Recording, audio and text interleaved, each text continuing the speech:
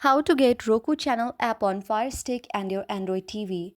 Hello everyone, my name is Smile and in this video I'm going to show you how you can get your Roku Channel app on Firestick and Android TV. So to know how you can do this, watch this video till the very end and follow the following steps. So you should follow the following steps from here. The very first step is to open the top menu using your Fire TV remote.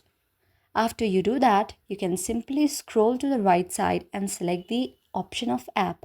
After you select the option of app, now you need to select the categories followed by movies and TV. Scroll down and select the Roku channel. And now you can download by tapping the download option. Now you have get the Roku channel there and your problem is now solved. So that's how you can simply do it. I hope you like the video. If you like the video, then please do hit the thumbs up and subscribe button and also comment in the comment section below. Thank you for watching.